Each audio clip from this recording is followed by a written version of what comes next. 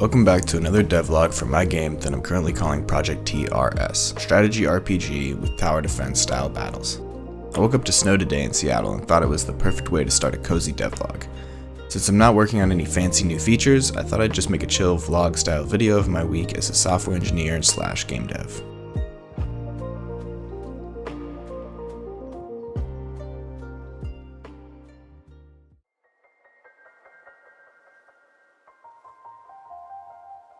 My days are generally pretty laid back. I work from home, so I try to get out of the house as much as I can. I go on a lot of walks throughout the day, and I try to work from coffee shops as much as possible.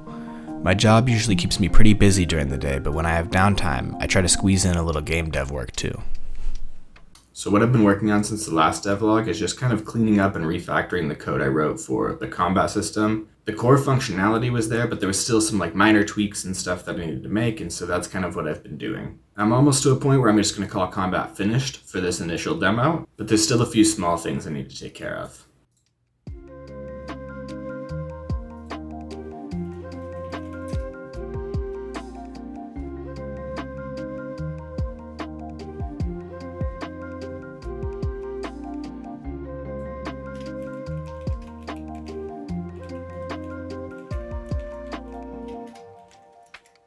I was able to finish up the rest of the combat stuff fairly quickly, so with that I'm going to call combat done and move on to the next project, which is the calendar, quests, and scene persistence project.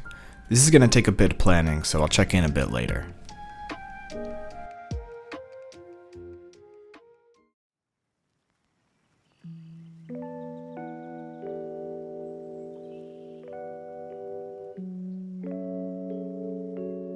It snowed even more last night. If you can't tell, I love the snow. I grew up in Arizona, so actual snow is still a bit of a novelty to me. Anyway, so today I'm going to be planning out the next kind of project I have for this game, which is sort of scene persistence, quests, and the calendar system.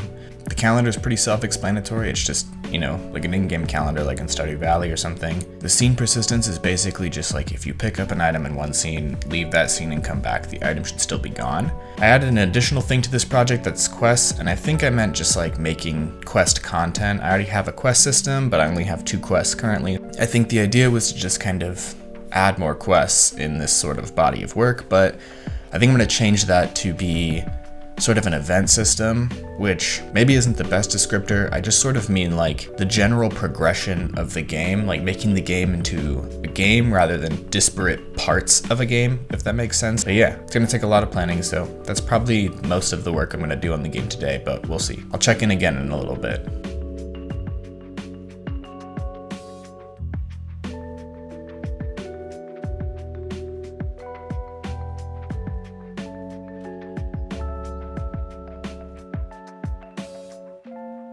Went back and forth on a solution for scene persistence. The generally accepted way to do it is to just save all the state about each entity in the scene when the scene is exited, and then load that state when the scene is entered. However, I was concerned that this would end up being a lot of implementation work for new entities, so I was considering just never unloading the scene from memory. In my game, there will never really be more than 3 or 4 scenes that we need to worry about at one time, so realistically, I don't think memory would be an issue. But it just seemed too sketchy to do it that way since it's kind of an anti-pattern. In the end, I just decided on having the entities implement their own saving and loading functions and having a singleton that calls these functions on all the entities on scene load and unload. It's pretty simple, and I don't think it'll be too much overhead when I'm creating new entities. Other than that, work kept me pretty busy today, so I wasn't able to do a ton of work on the game. So I think I'm just gonna relax, practice a little guitar, and maybe play some video games before calling it for the night. I'll check in again tomorrow.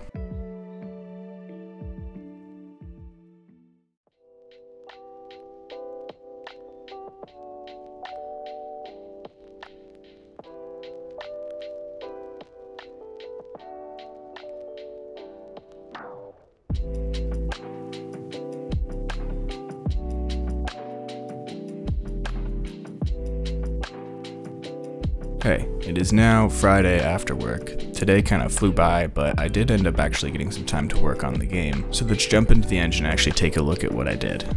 Okay, so I got the persistence system working, and I just wanted to show a quick little demo of it. So if you notice, we have 3 potatoes here on the ground, and if I go and pick one up, it's gone now, which is good. And then if I transfer to a different scene, and then come back, the potato is still gone. This may seem pretty simple, but it's like the foundation of a bunch of really necessary things that maybe aren't like super glamorous, but definitely need to be there. The way this works in the code is actually really simple. I just have these two functions, save persistence cache and load persistence cache, and it basically just checks for all the entities in the persistent entities group, and if they have the save data method, save their data, which should return a dictionary of their data, and then save that into another dictionary indexed based off the entity's name, since that's a unique value. Then when we want to load the cache, we basically just do that same thing in reverse and load the entity's data back into it using the entity load data method. So the entity will kind of handle its own saving and loading of its own personal state and data, so that I don't need to handle it in the singleton or anything like that. Each entity is in charge of itself. Now that I have the persistence system in place, I'm actually going to switch gears to some level design and work on the interiors for the town. It's maybe too early to do this since the level design might change in the final version of the demo, but I find I'm more motivated to work on the game the more complete it looks. It'll also give me a refresher on how my level system actually works.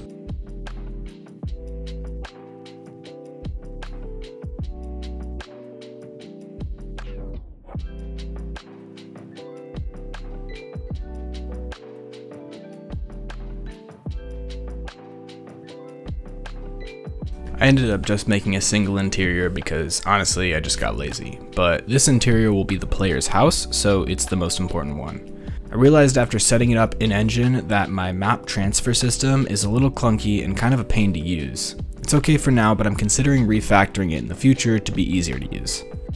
The way it works is I have a location entity in my Pandora database that I have set up. Then I have to create 2 stage transfer nodes on each map that I want to transfer between. The stage transfer nodes need to reference the location that I want to transfer to. Pandora actually helps a lot here because I can just export a typed variable and it allows me to select from my created Pandora location entities. Then I have to add a transfer position node, which is the position the player should be in after they transfer to this stage, and a raycast node that tells which way the player is walking when they transfer through this transfer node.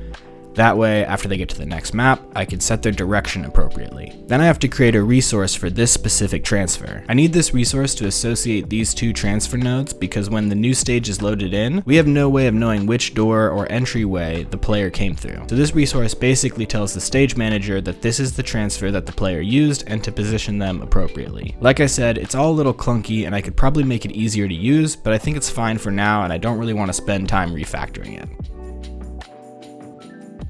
Now that I have at least one interior done, I can focus on some less fun work, which is basically just kind of cleaning up some of my day-night stuff. Currently, when you start a new day, the time doesn't update immediately. It waits until 10 minutes have passed and then it updates the clock. And the day counter sort of updates late. There's a few different things like this in the code where stuff isn't loading at the appropriate time or it's loading a little late, and I just kind of want to clean all of this up. It's not super glamorous, but it's got to be done. I'll check in again when I made a bit of progress.